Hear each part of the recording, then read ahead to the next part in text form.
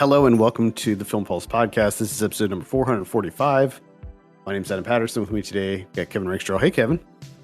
Hey, hi. How's it I'm going?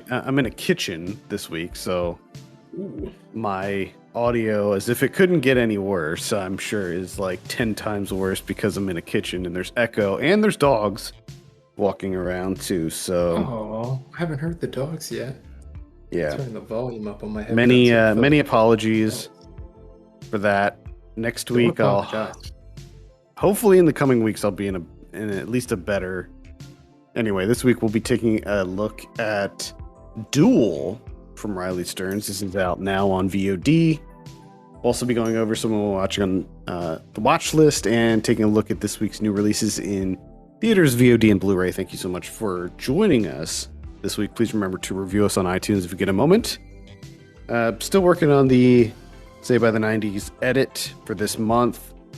We are talking about award winners, specifically Best Picture winners. So stay tuned for that. I think I mentioned the lineup last week, but I'll mention it again. We talk about Forrest Gump, American Beauty, Shakespeare in Love, and Dances with Wolves. Oh my god. It was rough, man. It was like it sounds mind-numbing. this might be a little bit of a spoiler, but I gotta say the movie that I enjoyed the most out of all of those was Shakespeare in Love. And I know that that's not saying much, but that's the surprise there. Yeah, because isn't that at least like there's some levity in it? Yeah, it's a comedy, so there's Yeah. some fun to be had there. The other ones are just they're like long and just God. Self-serious bullshit. Give me a break. Oh yeah. Garbage. Yeah. So yeah, stay tuned for that. Hope to have that out at some point this week, towards the end of the week, hopefully. With that, let's go ahead and talk about Duel. This is written and directed by Riley Stearns. I have a synopsis here. A woman opts for a cloning procedure after she receives a terminal diagnosis, but when she recovers, her attempts to have her clone decommissioned fail, leading to a court-mandated duel to the death. So, Kevin, we'll start with you. What were your initial impressions of Duel? Ooh. Now, I feel like we've talked about this, or at least you have, numerous times on the podcast before we actually, got this set up as a feature review on the show. So I think the main thing that stuck with me going into this was how you were saying the kind of like the dialogue that you have in this movie is kind of on kind of in the same wavelength as like a Lanthimos movie. If I could pick something that is closest analogy to use, I think that's where you would end up. So you're right. There is that. And I think just in general, this just feels kind of like a knockoff Lanthimos movie, which is good and bad. For me, Riley Stearns doesn't do a bad job of it. I'll give him that. But I also feel like because this is a great idea. I love the central idea. I absolutely love it. I think there's a lot a lot of things that you can do with it. I just don't know if he does enough with it. Mm-hmm. And I think, because I got to give him credit for what he does do, he kind of keeps it slightly basic, but at the same time, it's a fairly entertaining movie. Clocking in at 95 minutes, I think, you keep into the basics. It's pretty entertaining. It's pretty engaging throughout, but I feel like it is a missed opportunity because I feel like you could have done so much more with this. Mm-hmm. Yeah, he tends to focus very much more on the sort of mindset of Karen Gillan's character and like what she's going through and just her life in general than the actual concept of the cloning and the duel and all of that stuff. And I agree. I think that maybe he could have expanded on the the cloning slash duel aspect of it a little bit more. We do get to I, see like another person yeah, in a dueling situation, just so we can understand like how it's structured and what goes down. I'm actually thinking more so like towards the end of this. This is where it got really kind of interesting and exciting for me. Is not necessarily the dual aspect of it, but the sense that the clone, because it is a clone of yourself, essentially, even though they might deviate in the beginning, they're essentially more than likely going to settle back into the original's life because after all it's that person, which I found really interesting is that like she was kind of like this new and exciting, like doing different things and like really excited about life and this and that, and then she kind of settled into kind of being irritated by the same things that the original is irritated about and kind of settled into that same rut and just ultimately kind of like disappointed with life or Hmm. didn't find it as exciting. And I found that really interesting. But that kind of came towards the end of it. And I was like, man, I would have liked a little more exploration into that. Um, yeah, I agree with that. I'd like to see a little bit of a deeper dive into that as well. I liked this movie quite a bit. I think that, like you, I agree that it is a really cool and interesting concept. I like Riley Stearns. I do sort of see what you're saying about the kind of Lanthimos inspiration. It's he's like Lanthimos light, maybe. Yeah. Like the American entertainment version.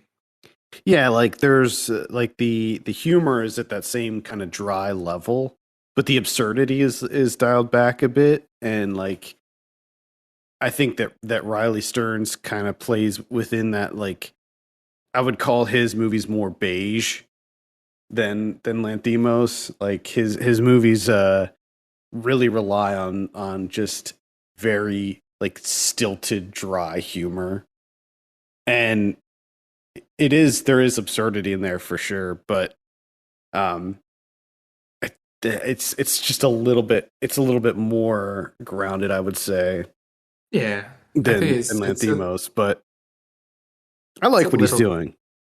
it's a little more Americanized. It just reminded me, I don't know, did you see Alps, the Hmm. Lanthimos movie?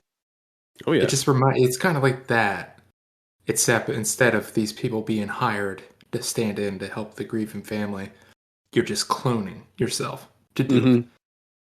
So that whole aspect of it, which which is interesting because like in Alps, you have a lot of the stuff came from the people standing in and then get them too attached to the family that they're sort of standing in for to help with the grieving and how that can become complicated. Here it's, you know, a version of yourself doing that, which is I found very interesting. And again, towards the end, it seems like he started to explore that a little bit more, and then it kind of just ended for me. So it's just like, man, I think we could have went. I think we could have dug just a little bit deeper. Yeah, because it's not just like you clone yourself. You clone yourself and then sort of train your clone to be you after you die. And that whole kind of process where like your clone is learning how to be you and like your stand-in, and then like after because it's not, I mean, most people when they have this like procedure done, there's like some time, there's an indeterminate amount of time before they pass away, obviously.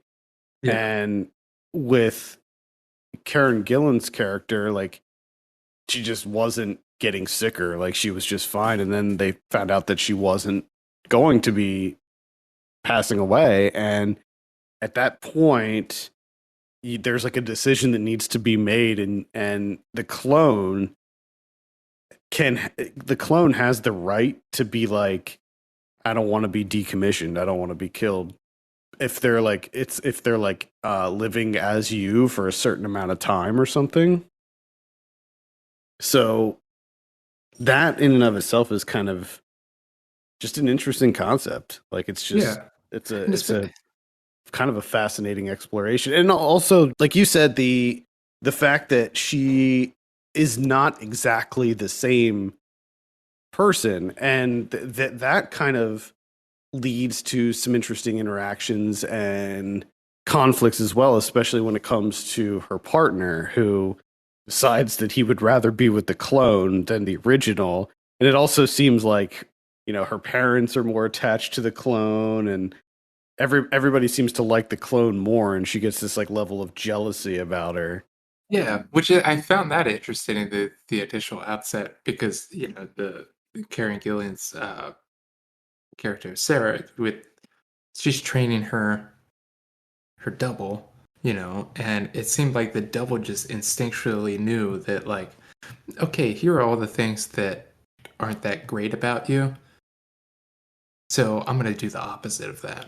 Mm, mhm. You know what I mean? Like it like that has to be like really soul crushing to have another you doing a better job of living your life and you have to witness it. I It- think there's a certain part of you that if you know you're going to die, that's it's probably comforting in a way where you're like, okay, they're going to be okay. But like the yeah. longer it goes on, you're probably just like, oh fuck you. Yeah, and then after you find out that you're not dying, but the Yeah. clone still wants to replace you and take your family and your boyfriend and all of that, like take all of that away from you and just leave you with nothing. Yeah, And you have that's pretty frustrating. and not only that on top of it, you have to pay support. Yeah, and you also have to fight them to the death. Yeah.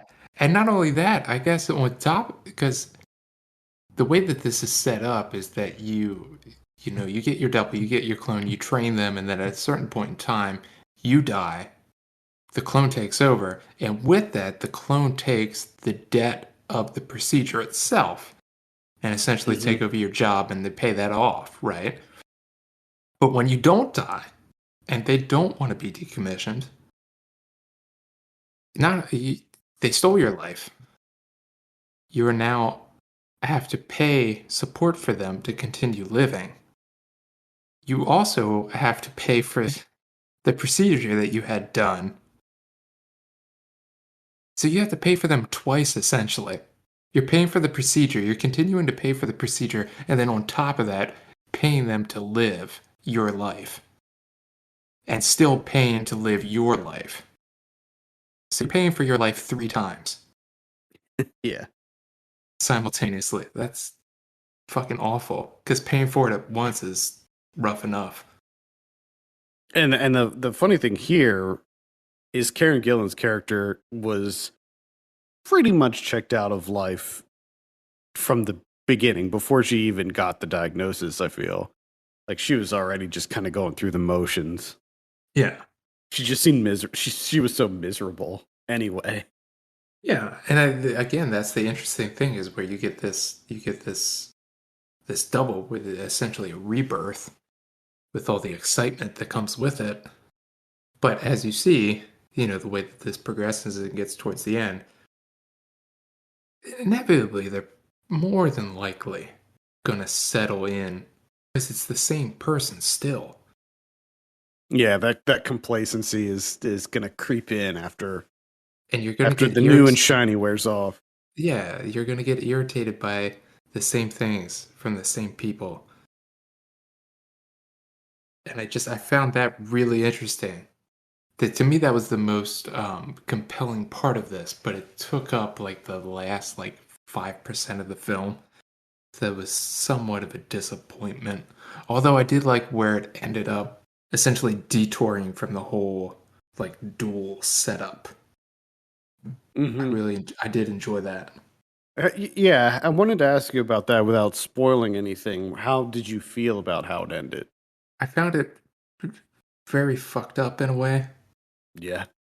which I think worked better than the way I was kind of anticipating it to end. Essentially, the way that it's introduced with the telecast of the duel, where it's like, oh, okay, this is where we're going to end up. So Yeah, I did enjoy that, and yeah, it was disturbing in a way. it really stuck with me. Like the end of this movie is not.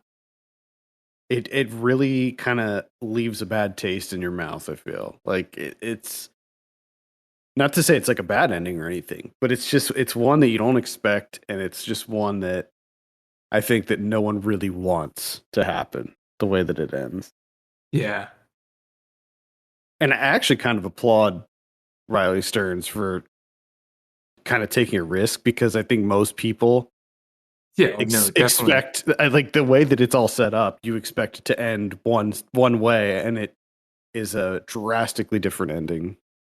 No, this is far more compelling of an Yeah. ending than if you just Yes. went through with the normal, the way that it was introduced in the film. But like that's just completely uninteresting to me. Right. I mean, it's certainly a more thought provoking ending. You also have Aaron Yeah, Paul. You also have Aaron Paul in here as this self defense instructor. So a lot of the movie is Karen Gillan's character Sarah learning how to fight and prepare herself for this upcoming duel. So she's just training on how to kill herself, basically. yeah. And Aaron Paul's the like strip mall self defense instructor guy. I did enjoy him. I feel Oh yeah. like, obviously, I think this is part of it. He wasn't that good at his job. No, not really. But I mean, are any of?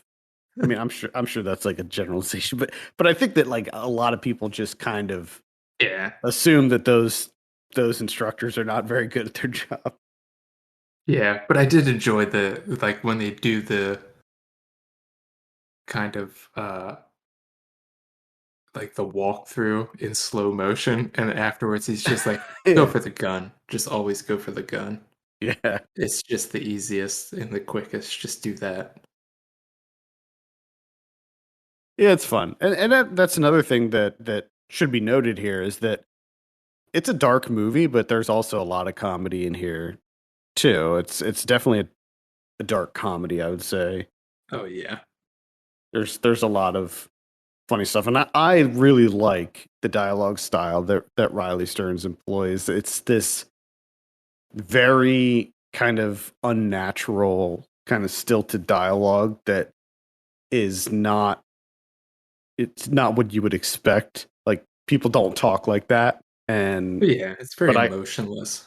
yeah, and I actually like that, and that's what he did in the Art of Self Defense too. And you definitely need to see that. You need to see the Art of Self Defense. I think. Yeah, I could see that working really well with Heisenberg.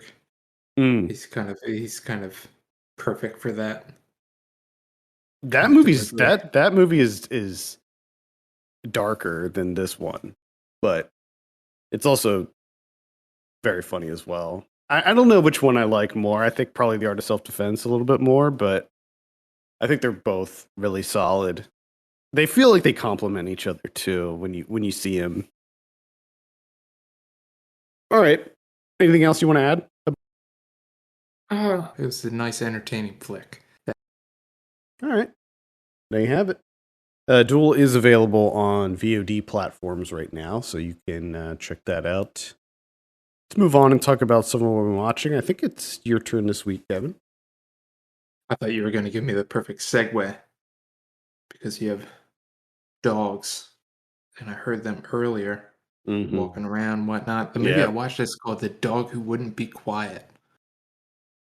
It's an Argentinian film by Hannah Katz. Sounds like This my is dogs. this is my dog. My dog is always barking forever and ever, every day. So this is it's a fairly short movie, 73 minutes, black and white, monochrome. But it's a really interesting kind of like slice of life. And hard emphasis on life. So it concerns a man in his 30s, Sebastian. He's obsessed with his dog, and then he loses that dog. And then from there on out, it's just kind of like in and out of his life from henceforth. And it just, you're never quite sure how much time has elapsed. It's just like little episodes in and out. And it's really interesting for a number of reasons. One is it takes a while to kind of get into it at first because you, or at least for me, I was a bit confused because it never really tells you how much time has elapsed or where you are in his life.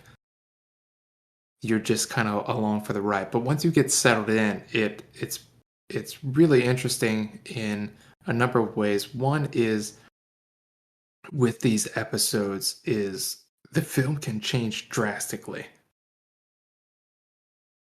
It can be just a him who kind of like working for this like farming co-op for a little bit, and you're just kind of like settled into that, and then the next thing you know it might be a futuristic movie in the sense that because at one point what happens is there's a disease or something where it affects anyone over 4 foot.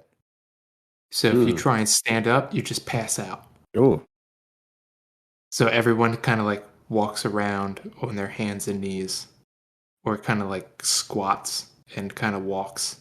And they have like these futuristic space helmets. So like you never know what you're going to get from one scene to the next. But it's just a really, I want to say, I don't want to say lazy, but it's kind of like a lackadaisical, moving through this man's life. And just like the rhythm of it, it was just really soothing in a way. To me, this is, if you know what I mean, you'll get this, is that it's like a perfect Sunday afternoon movie. oh, okay. I know. It just, I know those. it just has that vibe to it where it's just like, it's not going to blow you away, but you're going to relax and you're just going to have a really nice time with it. Cool. That sounds like I'd be into it. That's the dog who wouldn't be quiet by Anna Katz. The only one that I caught up with this week was Chippendale Rescue Rangers. This is on Disney Plus. So if you have Disney Plus, you can check it out there. Directed by Akiva Schaffer. I wasn't sure how I felt about this one. I grew up with Rescue Rangers, like many people from our generation, and I loved Rescue Rangers. But at the same time, I'm not really into the whole like live action CG kind of hybrid movies. So I didn't really know what to expect from this, honestly. Like I didn't really see any trailers or anything. I knew a little bit about it. But what you have here is basically Who Framed Roger Rabbit. It's kind of like that where it takes place in a world where like cartoons are mixed in with humans. And the interesting thing is because it's in 2022, you have all these different like some are CG, some are like 2D animated. You have puppets in here. You have like sock puppets. You have Muppets. You have claymation. So you mix in like all the different animation styles into this. And basically, what this movie is it's just a smorgasbord of pop culture references. You have characters in here that I mean, it's a nonstop barrage of characters. It's like in Roger Rabbit, you know, but this pulls in like South Park characters, Family Guy characters, Big Mouth characters, characters that you just do not expect to see.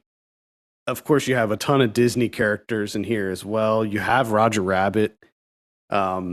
It's not like what I expected at all. So the premise here is that Chippendale had their show in the 90s and they became famous and then Dale left to try to do his own show, and Rescue Rangers got canceled, and they both kind of ended up in places that they weren't really happy with, and they had a falling out, and they were brought back together because Monterey Jack, who was the other character on the show, he gets kidnapped, and or he goes missing, and they think they know who took him, and they think that it's this this underground bootleg animation studio that takes uh known known characters and alters them a little bit to produce bootleg movies for overseas, and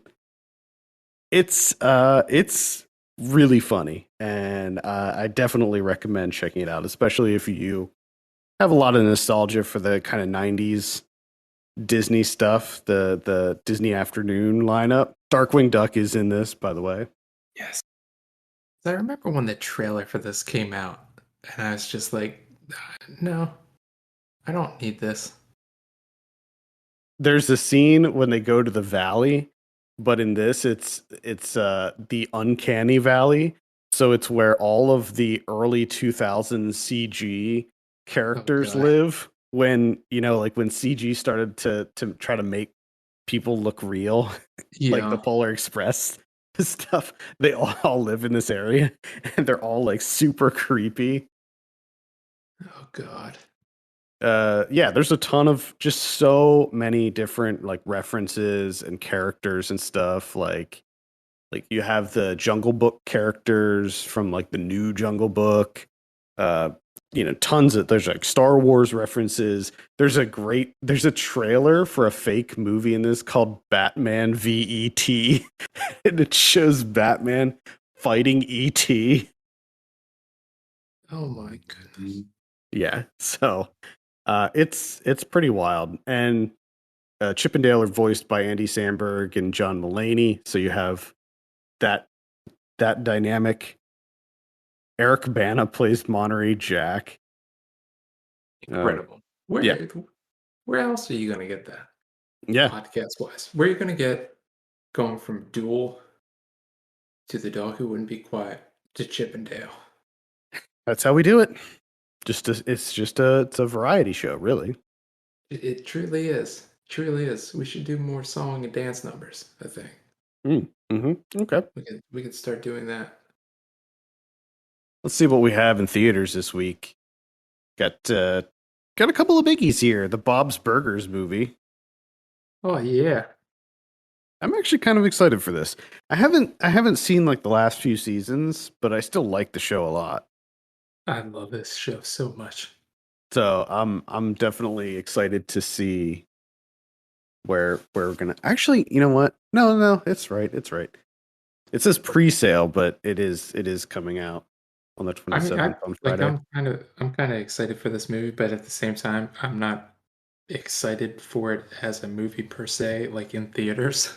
Like, I love Bob's Burgers, but I like to watch Bob's Burgers at home. Nice, Yeah, nice and comfy, cozy. it feels a little bit different than like the Simpsons movie. Like the Simpsons movie was a really big deal for me. Like to see the Simpsons on the big screen in a theater environment. Like Yeah, that was something special to me. With Bob's Burgers, I agree. Like I like I like kind of cozying up on the couch and watching it and having a laugh. So yeah. I don't know, but I might still go see it. We also have Top Gun Maverick coming out finally. This thing got delayed to high heaven, but It sure did. yeah, it's coming out. We're getting it. There you go.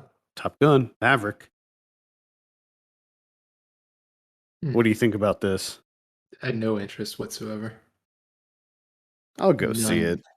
I'll go see it, but I have no expectations, no excitement. I like Top Gun, the original, but I'm not like a super fan. All right. Moving on to VOD. Got a couple things this week. On the 24th, we have a movie called Captors coming out. And then on the 27th, we have a movie called Zero Contact. which was produced in 17 different countries entirely virtually. It's a pandemic thing. Hmm. Hmm. Sure. Nothing on Netflix of note coming out this week either. So pretty light on VOD. I imagine that I missed some in there because with all of my moving nonsense, I haven't really been able to keep up with the calendar as much as I'd like to. So I'm sure that there are some missing in there. If not, I I'm already kind of foreseeing like, hey, how about we not record next weekend? I'm gonna be moving up Uh, to Pennsylvania next weekend, so so it's already locked. We're already locked in. Nothing happening next it's gonna weekend. be difficult. Yeah, it's gonna be difficult for me to record next weekend anyway. So we'll see. But All yeah, right. I have a feeling there's gonna be something that's on VOD that I missed because honestly, like I said, I haven't really kept up with it for the past like 2 weeks. So all right, Blu-ray. We got the Batman coming out in 4K. This the new one. We have Candyman, the original, coming out in 4K. We got Wild Things from 1998. That's coming out on Arrow. Arrow's putting that one out. No, why? Yeah, that's pretty cool. Life Force from 1985. That's getting a 4K release. X is coming out. That's the new Ty West one that I would highly recommend if you're a horror fan. Wild Things. Oh, I already mentioned Wild Things. It's getting in like another. There's like two different editions of that one Ooh, coming out. double. Yeah, one. I don't know. One looks like maybe it's some kind of special edition HDR. Yeah, it's a limited edition version. Then there's a regular one. Oh, Malignant from last year is coming out. I would recommend that one. Let's see. One Armed Boxer from 1972. Patriot Games from 1992 is getting a 4K release. Times Square from 1980. That's a great one. Little bit of a Kino Lorber's putting that one out. oh yeah. Mm-hmm. If you're into grimy New York 80s punk scene movies, definitely check that one out. Good, it's good like kind of dramedy. Okay. Studio 666 from earlier this year is coming out. That's the Foo Fighters horror movie one. Uh, Mm-hmm. Sum of All Fears is coming out in 4K. Remember, we used to always make fun of Ryan for liking the Sum of yeah. All Fears. That was like his jam. Oh my god. Let's see. Man, Wild Things is getting another. It's getting a steel book too. Jesus They're Christ. really they are They're really pushing excited for this. they're pushing Wild Things more than Machine Gun Kelly. Or who's the other guy recently? I know we talked about Machine Gun Kelly off air, but the what's the rapper? The Harlow? I can't remember his first name. But that's another thing that just feels like it's being Oh forced yeah, on. is it Jack Yeah, Harlow? just like out of nowhere, he's everywhere. Yeah, they're really. Just forcing that shit. I don't know who's behind that, but yeah, they're really pumping him up. I don't get it. Mhm. That's pretty much it for Blu-ray. What about Criterion's? I do like that the Blu-ray section was like 25% Wild Things. Yeah, a lot of wild things. Oh, I do see here Ray Donovan the movie is coming out Oh too, which boy, I didn't know that existed. incredible. Ray Donovan the movie. Right down in the movie. Wowzers. We got one Criterion, 1991, Mississippi Masala from Miramare, the Denzel Washington movie, Cool. getting released. Got some new audio commentary, new conversations, interviews, all sorts of stuff. Nice. That looks good. All right, I think that's going to do it for this week. Thank you so much for listening. You can send us your questions and topics to podcast@filmpulse.net. You can follow us on Twitter at FilmPulseNet and at FilmPulseKevin. If you have a minute, consider reviewing us on iTunes. That would be great. For Kevin Rakestraw, my name is Adam Patterson. We'll see you later.